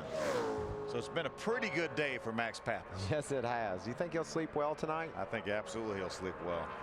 I'm so happy for the Geico boys. Como, Italy is hometown to Max Papis. My favorite Geico commercial is now the one with Elmer Fudd. This director's Willie's starting to rub me the wrong way. That's just classic TV. See how the nose is down in the corner, Phil? You talked about that earlier today. It travels down to the road in the corner, and then it just pops up a little bit on the straightaway. I think that's probably going to be a good way to handle it tomorrow night. You know, you've got the travel you need to stay low in the corners, and then when it pops up a little bit, you got trucks all around you. Your truck will never see that. All the way into the top 10. 8th quick for Max Papis on lap number 2, 51.218. So Max Papis, as you mentioned, probably locking himself into tomorrow night's race. Let's go back trackside to Ray Dunlap. Well, Rick, you were talking about it earlier in the show, how strange it is to be back here in the go or go homers with the quality of drivers. Dennis Setzer, we've got Ron Hornady, Kyle Busch, a bunch of guys trying to race their way in, but you had a bit of a rough go today. You guys got that truck ready to run? I think so. You know, Danny and all the guys done a great job on this truck repairing it. Johnny and I actually got together. Ron got in the back of Johnny out there a little bit, turned him down across me. We tore up both of Danny Gill's trucks. So pretty tough start for Danny Gill's an owner here at Daytona. Maybe it'll turn out good tomorrow night for him. You can only do the work back in the garage, but it hasn't been on the racetrack yet, Dennis. So how hard do you push this thing? Oh, we'll go. It's no problem. The truck come back exactly where it needed to be. We had to replace a lower control arm, fix the body on it a little bit, and you know, it should be as good as new. All right, Dennis Setzer ready to go hammer down in number 46. Number 49 on the racetrack now, and that is Chad McCumbee behind the wheel of the 49. Chad McCumbee really made a name for himself on the 1.5 mile tracks, especially Texas, where he ran extremely well. He's almost going to win, right? Couldn't get the win there, but boy, he has been very competitive. We'll see how he does in his qualifying effort here at Daytona. Got turned around on a restart there at Texas. And a late restart. A late restart. Leading the last the race. Restart. Exactly. Leading the race and finished second at Charlotte when Matt Crafton won his first race. Chad finished second in that race. His best start at this racetrack in the 3 starts that he has had was 10th back in 2008. He finished 7th in that race, and that's his best finish as well here at Daytona. Had a great 3rd place finish last year at California. Truck Series will not return to California Speedway this year. We're going to go to Darlington, though, and that's going to be fun. Lady in black. Chad McCumbee 19th quick. He is 2nd quick of the go or go homers, so a pretty good run for his first lap, 51.857. That beats 3 of the other go or go homers, so that's I'd say right now that Chad's in a pretty good position. 5 have gone of the go or go homers of the 20 that are trying to qualify their way in to the 14 spots that are still available. We got guys that are going to struggle, Phil, to make the race out of this group. We got a couple of guys that have aspirations to go up there and grab the pole. So a wide range of performance we're going to see in these go or go homers, but you know, just 100th of a second here or a 10th of a second there could be the difference between racing tomorrow night and loading up and going home tonight. So it's important to everybody to get everything they can, because you never know if it's going to be enough. A little pickup for Chad McCumbee on lap number 2, 51.809. Still in that 19th position of the 27 that have been on the track. That's a full-size Chevy pickup. That's not a little pickup. It is a full-size Chevy Silverado. I feel good about that making it too, Phil. We got some trucks that didn't seem to have the speed they needed. I believe we're going to have to be right around that 52 flat range in order to qualify. We saw Chad run a 51.8, so we'll see how close we can guess, but Lightning, he'll have something to say about a low 51, I'd guess, wouldn't you, Phil? I would think so. And you know, Johnny potentially could get in this field with a past champion provisional if he's not able to qualify fast enough all he would have to count on then was for Ron Hornady to be able to knock his way in this field. Yeah, and he's the most recent past champion, obviously our reigning champion, so he would get the first nod. He needs Hornady to knock his way into the field, and Hornady already knocked him out of the way earlier today. Final practice earlier today. This happened. Hornady right in the middle. Teammates come together. That's Johnny Benson in the 95, Dennis Setzer in the 49. You know, watch this crash. 46, excuse me. Watch this crash, guys. It's probably good for Johnny Benson that his teammate was there. He was heading toward the left at a high rate of speed. And there's a wall down there. So he hit Setzer. That made Johnny go the other direction. Both trucks just suffered minor damage. So probably pretty lucky his teammate was in that wreck with him. Sure was, and both those guys did a great job. Dennis not hitting the inside wall, and Johnny not hitting the outside wall. Yeah. And kudos to the racetrack for having that whole area down there paved with asphalt too. That used to be grass years ago, and when trucks or cars get into the grass, sometimes bad things happen. I got in the grass once. My car flipped over and it landed on top of me, and I couldn't get out. I remember that. Yeah. That was actually when you had the hatch on but top of the car, but when you're laying on top of the car, it's not going to get you out. You didn't have a hatch in the bottom. No. So I won in 03, and in 04 I was on my roof. Johnny Benson, sorry to interrupt, but 10th quick on his first lap. So Johnny Benson with an impressive first lap of qualifying. I think Danny Gill and his guys got that truck fixed. What do you think? Yeah, I think they did everything right to get that one back out onto the racetrack, and it is quick on lap 1. Searching for some more too, isn't he, Phil? Absolutely. And this is another one of the former Roush Fenway trucks, so we know it's great equipment. Danny Gill's put Johnny in some good stuff here. I wonder why they painted it like Lightning McQueen. To be fast? Maybe. I like it. I do too. If you don't have a sponsor to put on the quarter panel, let's put something pretty on there. Coming to the tri-oval, we'll see what happens with Johnny Benson. Can he get faster than Max Papis? He does. 7th quick for Johnny Benson in his qualifying effort, 51.164. So Johnny Benson, the fastest of the go or go home drivers. Ron Hornady still has to get in his truck and qualify. Tomorrow the trucks are back under the lights in Daytona for the clashes, crashes, and high banked excitement. You don't want to miss the NASCAR Camping World Truck Series season opener. That's tomorrow at 7:30 p.m. Eastern, only on Speed. The 6 of Donnie Neuenberger just coming off of the racetrack. He was 24th quick. Now with his run and Ryan Sieg's run, Ryan Sieg was 23rd quick. That locked 2 drivers into the field of the go or go homers. One of those being Johnny Benson, the other one being Max Papis. So those 2 drivers now are comfortably in the field, both currently in the top 10 starting positions. Right. Well, when you look at the record books, Ron Hornady's name is all over it. 4 championships, nearly got a 5th, 45 wins. The numbers go on and on, but I heard you say the other day that a win at Daytona may just top them all. Is that true, Ron? It is. It's a place that I always wanted to, everybody dreams about coming to. And like I said, even if I won on a bicycle here, I could say I won the Daytona race. But Kevin Delaney has definitely gave me a fast truck, and got to thank Longhorn and Chevrolet and everybody just for their support. So it's going to be a lot of fun. I'm glad to see Johnny Benson in there. I wrecked him in practice, so I'm glad to see he made it and they fixed that truck. So hopefully Dennis can get in the thing, and been a fun day already. I mean, pretty exciting.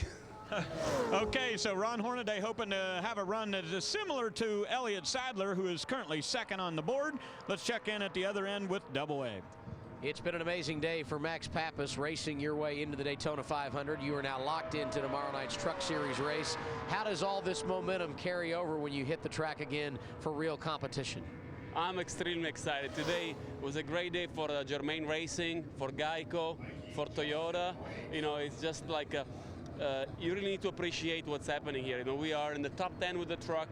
You know, we made the show in the 500 in my first ever attempt, in my first ever racing Daytona.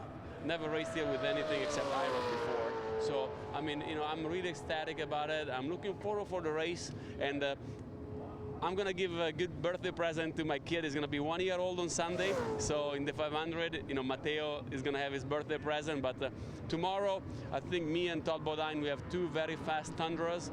And we're going to play smart. And, you know, wouldn't be anything better than pushing Todd Boddine into the victory lane, or maybe the opposite. So many great storylines. Max Papis, one of those at the top of the list. Another one of those drivers that always has a big smile on his face, and I'm guessing right now Mario Gosselin has got a huge smile on his face, maybe as big as the tire monkey on the hood, because he locked himself into the race. 7th quick on lap number 1 for Mario Gosselin. I love this story. This team came up with some sponsorship, and look at how they're performing. Talladega last fall, races at the end of the year, he was 6th at Talladega, and now up in the top 10 with his truck here at Daytona. Impressive run for Mario Gosselin, locking himself in. Who else can lock themselves into the field? Nelson Piquet Jr. strapping up for his qualifying run. Welcome back to Daytona International Speedway. L.W. Miller coming off the racetrack, 31st quickest. He has only beat 1 truck of the go or go homers. That's Brent Raymer. So 52.400 might not get into this race tonight. It's going to take a low 52, isn't it, Phil? Yeah, I think so. Dennis Setzer on the racetrack now. He was also involved in the incident earlier today in the final practice with his teammate Johnny Benson. When Ron Hornady got into the inside left rear of the 95 of Benson, it turned into the 46. So some right front damage to that race truck, but they went to work on it, fixed it up, and we'll see how fast Dennis Setzer is. His teammate's quick. He's 8th quick already. Right now, Ryan Sieg has the last spot, or actually is the first truck out at a 52.066. Dennis Setzer all the way up to 14th quickest with that repaired truck. Great job by Danny Gill's guys. Dennis Setzer 51.386, 175.145. I say teammate Johnny Benson. The difference is they're driving 2 different manufacturers. Johnny Benson in a Ford, Dennis Setzer in a Dodge. And they're both fast. And they're both fast. Well, Danny Gill knows what he's doing. Danny Gill was Dennis Setzer's crew chief when he finished 2nd in the point standings. They had a terrific season and just came oh so close to getting that championship. Down at the bottom of the racetrack as he works his way through 3 and 4. Coming out of turn 4, we'll see if he can improve on 51.386.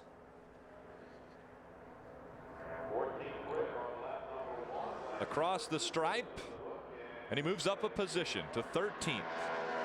Dennis Setzer at 51.278. Beat Todd Boddine by 1,000th of a second. Take 2 trucks, 2 drivers, 2 different manufacturers, run all the way around a 2.5 mile track within 1,000th of a second each other. Go figure on that. What are the odds? Not great. Double A. I saw qualifying session. He was stressed out, but he's got to be feeling better now. A good run for Setzer, and Johnny, you guys were pretty good as well. We will. He was stressed out earlier today too, just to let you know. But it's been a rough 2 days, but it's been going good. You know, Danny's done some great work to the trucks, things of that nature. We had a little mishap, obviously, during practice, and that's when things started. I wouldn't say go downhill, but that's when the worrying started. So they did a great job repairing it, and it doesn't look pretty, but it's quick, and we're looking forward to the race. How good does it feel to be back in this setting? Oh, it feels great. I mean, I know we tested with Kyle a couple weeks ago, and I was telling my girl, I says, man, he couldn't knock a smile off my face with a shovel. My youngest one goes, yeah, I'm going to try when you get home. So I was like, no, that isn't what I meant. But it was, it's cool to get back in a race car for sure. It's been a long 6 months, but everything's good, and all the doctors did what they're supposed to do and put a couple extra pieces in. We're good to roll. We just hope you're here for the long haul. Well, we're here for Daytona, and then we'll have to figure it out from there. So we'll see what happens, but excited to be back and seeing everybody for sure. The champ has returned, Ray. Well, Adam, for about 3 or 4 years now, I've been saying that Kyle Busch is one hell of a good driver, and now it's official. You are really a hell of a good driver. Well, wait until you see this hell of a good Tundra I got behind me. It's going to be pretty sporty. You know, we've got a pretty good piece. I'm real proud of Taylor's effort there. The team did a good job, so I'm proud that we're up in 5th right now, and we'll see what this truck's got in store for us. But if we can get a top 5, top 4 starting spot, that'd be awesome. Be the top Tundra. I know it's only race 1, Kyle, but tell me about your last couple of months. It's been interesting to say the least. It's been very expensive too, Ray. So it's fun, you know. It's been a great adventure, though. It's been really a neat deal to have the whole team come together, and Rick Wren and Emmett Eric Phillips, Dan Stillman, all the guys on the team that they pulled so hard, and they built some great pieces to come down here to Daytona with. They've done their homework. You know, I got to thank Toyota for giving us the tunnel time and everything to get our stuff going. So it's been great, you know, and we're still looking for, of course, the full-time sponsor that we need to run the full series with. But we're very fortunate for the people with Hell of a Good to come on board with us for this week here in Daytona. And as of right now, it stands just Daytona. Hopefully we can work something out for more on down the road. Do you got anything for a run at the pole? I wish I could say I did, because I have a Roush truck here like Jason White does, except I cut the nose off it and put a beautiful Tundra nose on it, and it hurt some drag numbers. So and I don't have that great Roush Fenway horsepower. I've got some Toyota Tundra power that'll show up tomorrow night. All right, go get him. That is Kyle Busch. He's going to be jumping in that number 18, and what an incredible amount of work they have done over the last 2 months to get this team ready to come racing. Now on the racetrack, it is the number 53 of Justin Hobgood.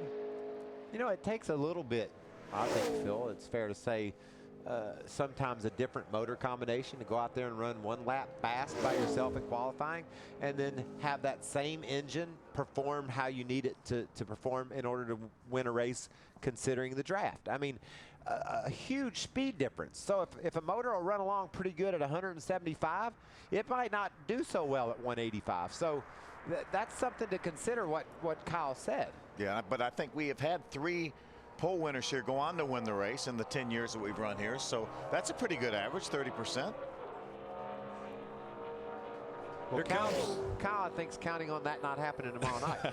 Just listening to him. Here comes your defending series champion, Ron Hornady, on the racetrack for his qualifying effort. Now, again, the reason he's running back here in the Go or Go Homer is because the points from his championship season went to the 2 truck in the Kevin Harvick Incorporated racing stables, and so that is why Ron has to race his way in. But he's the most recent series champion, so he will get into the race no matter what. And NASCAR will allow the teams to do that, obviously, and they will allow the change of numbers back. You may say, well, if he gave him the points, why didn't he have to give him the number? NASCAR knows that there's a lot of money spent on marketing with a number around Ron Hornady, so they allowed them to swap the points. That would ensure that Elliott Sadler is locked in the field, and whoever else may drive that truck, whether it's Elliott or Kevin Harvick, in the first 4 races this year will be locked in, and Ron Hornady, they know, could fall back on his champion provisional if he needed to. He's not going to need to. That's smart business. That's just how you run a business. But I want you to focus on this truck. That's science right there. Those guys have figured out exactly how to make that truck run around this track. With it on the ground when it's smooth. Oh, and by the way, when it gets rough, it's still on the ground. How do they do that? They're pretty smart engineers. Ron Hornady coming to the stripe for his first lap of qualifying. We'll see where his number 33 will get slotted. 8th quick for Ron Hornady. That means Jason White's pole speed is going to be safe for now. I don't think Ron Hornady can pick up that much. In addition to the fact that Ron Hornady could have a problem and have to use that past champion provisional, or Elliott Sadler, had he not had the points. If we were to get qualifying rained out, then they would set the lineup by owner points from the previous year for the first 4 races, and that's another huge reason they did the point swap. That's the main reason. You know, you can't control the weather. Why take a chance on showing up somewhere not having your trucks in the race just because you didn't do the smart thing and move some points around? Because you got to figure if you're going to qualify, they're going to be pretty doggone good. And you've essentially done the same thing with MWR. Certainly. You had points with the 55 Napa car. You brought in Martin Truex Jr. You changed the number to 56 for a new start, but yet the points from the 55 went to the 56. Hornady, he slides all the way up to the 5th spot. 51.052 for Ron Hornady. So Hornady is locked in. Mario Gosselin locked in. Johnny Benson, Max Papis, Dennis Setzer, Chad McCumbee, and Ryan Sieg all locked in to this field. Donnie Neuenberger now on the bubble. His time is 52.133. We'll see if that will get him into the field for tomorrow night's race. Ron Hornady, the fastest of the Go or Go homers. A big smile on Landon Castle's face. He still has to go out and qualify. Stay with us. Continuing with Nextera Energy Resources 250 qualifying for the Camping World Truck Series. The event will start tomorrow evening at 7:30. We're trying to set the 36 truck field, and now it's Nelson Piquet Jr.'s turn on the clock. Couple of bullets still left for Jason White to dodge. His buddies are in the infield hoping that he can't dodge them. Denny Hamlin's one of his good friends. Ron Herbert from Red Rock's a buddy of ours. I think they've all maybe made a friendly wager, maybe just perhaps a steak or a piece of chicken at Red Rock's. I'm not sure, but there's some wagering that's gone on whether Jason White can get this pole or not. You've already said that you're going to have to pay him. Nelson Piquet Jr. has locked himself into the field. He's 22nd quick on lap number 1. Let's go back trackside right on that. Well, Rick, I've gotten a number of emails at speedtv.com asking me, what is Landon Castle up to? So give us an update. I'm driving the easy-to-install.com Chevy for ThorSport. And it's just a kind of a dream team that we put together in a week here. Hendrick Motorsports provided an engine for us, and Lance Hooper is on the box, and we're going at it. What do you go for as far as qualifying here? Do you have a number set in your mind? You know, hopefully mid 52s. I think. I really don't know what we need to get in the show. Hopefully we just get the thing in the show and can have a smooth race. But right now for qualifying, get out there, get some smooth shifts through the gearbox, and just keep it on the bottom and make a good lap. All right, put the hammer down. He needs to jump in, guys. Nelson Piquet Jr. has locked himself into his first ever Camping World Truck Series race. Currently 21st quick, 51.602 for his qualifying effort. Stay with us. Welcome back. Qualifying continuing for the Camping World Truck Series. Derek Cope comes off the racetrack, and it's not looking good for the 1990 Daytona 500 winner. Derek has already been knocked out of the field. Donnie Neuenberger has been knocked into the field, as well as Ryan Hackett on the racetrack right now. First lap, 51.983, good enough for the 25th position. He will race tomorrow night. Now the man on the bubble is J.J. Yaley at 52.168. So J.J. Yaley probably nail biting right now to find out if he will race on Friday nights. Again, this is Ryan Hackett, his first lap, 25th quickest. After you cross the line.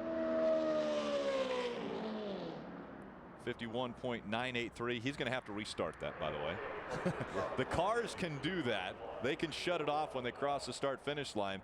The trucks, well, they're a little bit bigger and boxier, and so he won't be able to glide all the way around. But I did some testing here for Rick Crawford one time. Rick was actually gone to Iraq on a mission, and I shut it off at the start-finish line, and about halfway down the backstretch, I had to crank it back up.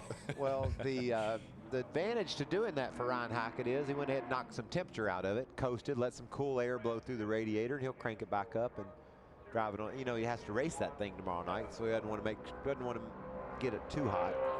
These statistics are really amazing. This young man is one of the most amazing drivers in NASCAR today. 41 wins since 2008 for Kyle Busch in the Sprint Cup Series, Nationwide Series, and Camping World Truck Series. He has 62 NASCAR wins.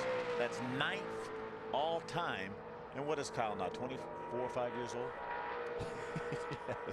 Yes. He's probably going to do it for a few more years. That's the crazy thing about it.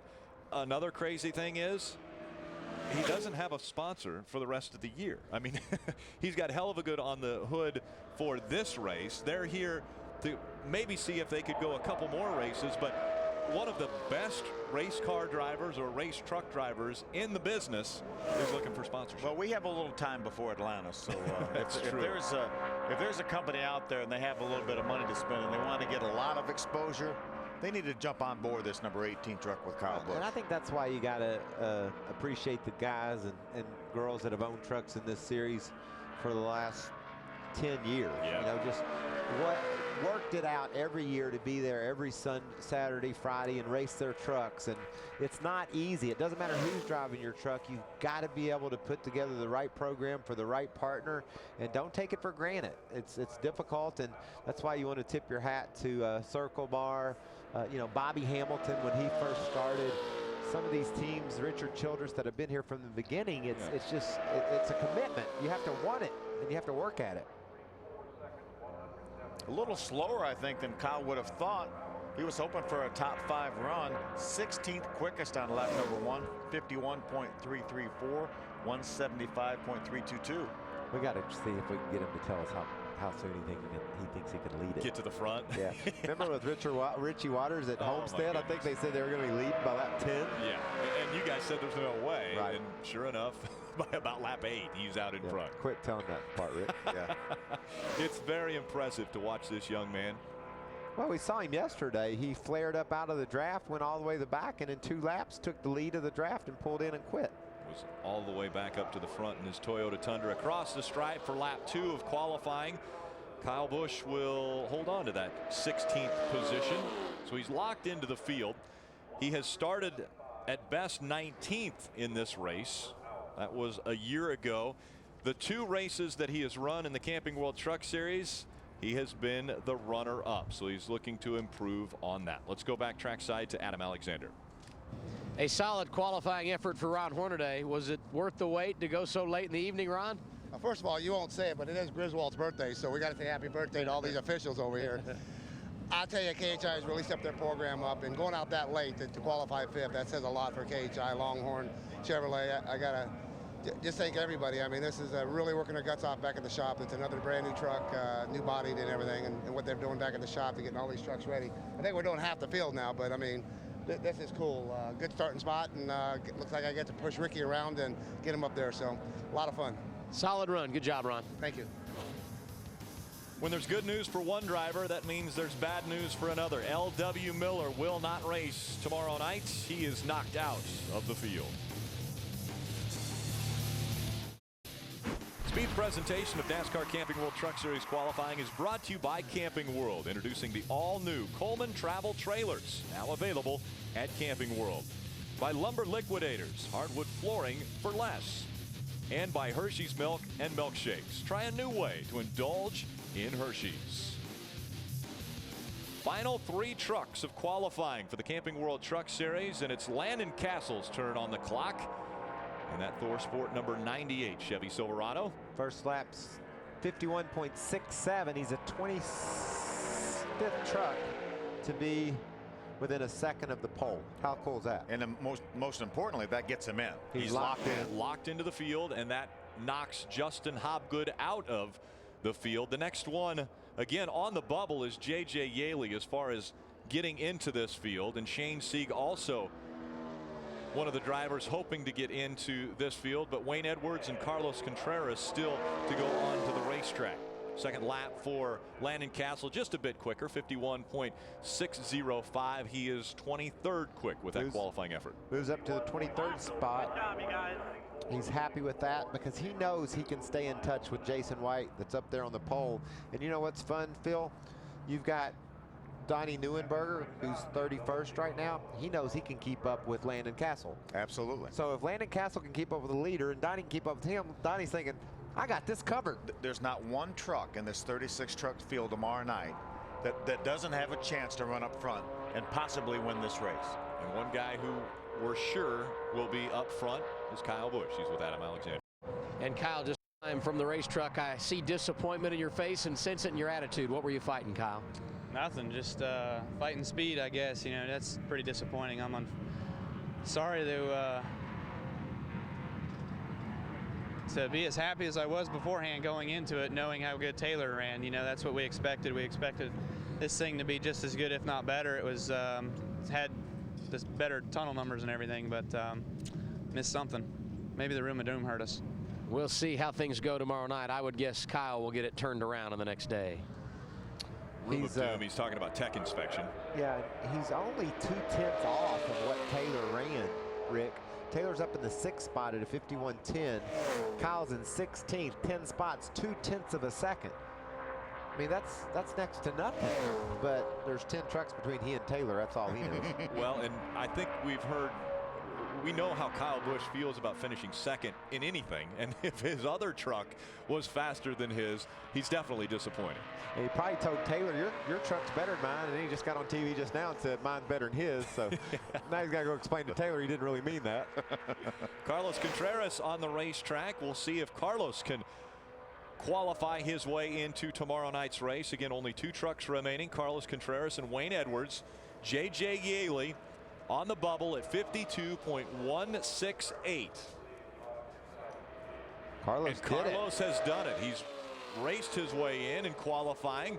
31st quick, 52.105. That knocks Shane Sieg out of contention for racing tomorrow night. And that puts J.J. Yaley, who is Carlos Contreras' teammate, on the bubble right now with 1 truck remaining, the 89 of Wayne Edwards. Well, I know what J.J. and Wayne are how they're feeling. One of the other one's going to make it. One's going to be happy. One's going to be sad. I went through that just about 2 or 3 hours ago. Yeah, both of them, sad and happy. That was all that. Carlos had a 6th place start here at Daytona back in 2002. Finished 8th in that race in 2002. Looks like his truck's bobbling around with him a little bit, but it's good enough to be in the race. Hopefully they can sweep a shock or 2, put a little wedge in her, and get her where you can handle tomorrow night.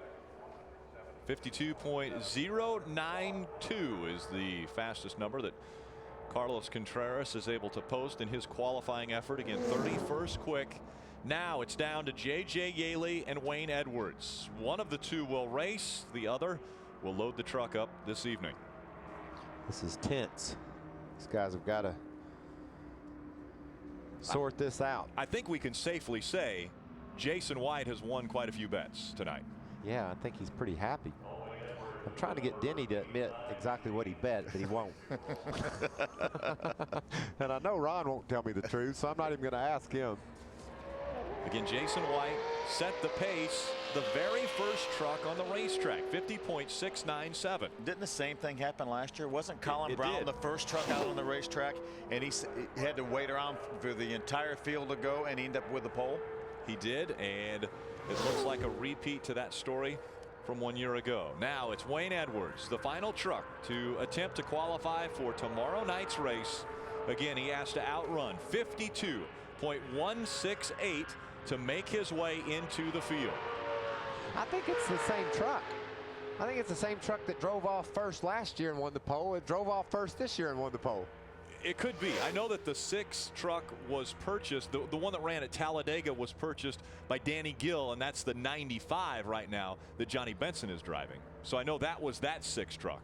But I know, talking to Mike Beam, they had a fleet of good, fast F-150s last year at Roush Fenway on these speedways. But Jason got the good one. Wayne Edwards now on the clock at Daytona. The Blue Ox Chevy Silverado. Will he race tomorrow night, or will this be the last 2 laps he will run in 2010 at Daytona? We're going to know in about 25 seconds, probably. Looks like it's awful high. It's higher than normal, but you never know. Just trying to run better than a 52.168. That's all he's looking for. It's about a second and a half off the pole. A little bit of a bump that he was going through, hit the ground. That obviously is going to scrape a little speed off. Does he have enough to make the field? Across the stripe for Wayne Edwards. The slowest of the 42. It's looking good for J.J. Yaley. There's absolutely no way that Wayne can pick up over a second, which is what he's going to need to knock J.J. Yaley off the bubble. So I think it's safe to say Jason White's going to get the pole, win a few bets, and J.J. Yaley's going to get to race. And J.J. Yaley could be just as happy as Jason White right now. I think I'm happy as Jimmy Johnson. That's right. And he won today. Yeah, he won, and I'm going to start last. But I'm starting, baby. Oh, smoke coming out of the 89. Slow her down there, Wayne. Oh. Don't want to do any more damage to that race truck. It's not worth it. It will be a disappointing evening for Wayne Edwards. J.J. Yaley now locked into the 36 truck field that will start the race tomorrow evening here at Daytona. Jason White is your pole winner, his first career pole in the Camping World Truck Series.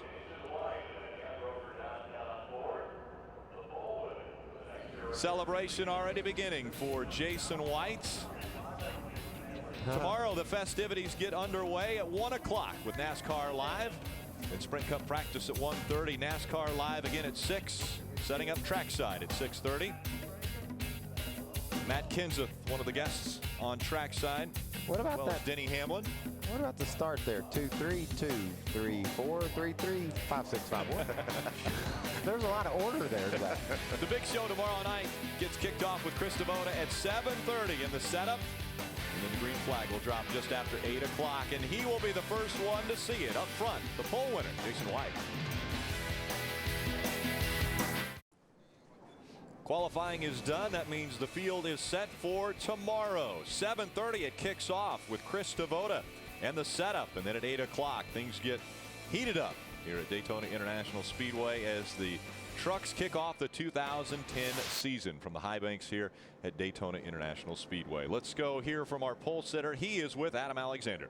Rick, it was a long wait for Jason White, but it is finally official. You have your first career pole, and it came here at Daytona. What a moment. Well, you know, you can't get a better place in Daytona. To be on the pole first time, unbelievable. Everybody dreams when they start off in go-karts, and all the racers out there, you dream about just racing at Daytona. To actually get the pole and to lead this pack off tomorrow night is a dream come true. This team worked so hard to get this truck ready. I mean, they're awesome. Gunbroker.com and the Roush H engine. I mean, this horsepower in this thing is unbelievable, and I can't wait for tomorrow night. But we're going to celebrate tonight. It's pretty exciting. Did you have any special wagers on possibly getting the pole here tonight? A few people, but they know who they are, so I'll be there to collect. That's right. Congratulations, and we'll see you tomorrow. Thanks, man. Appreciate it. Jason White going to lead him to the green tomorrow right here at the World Center of Racing.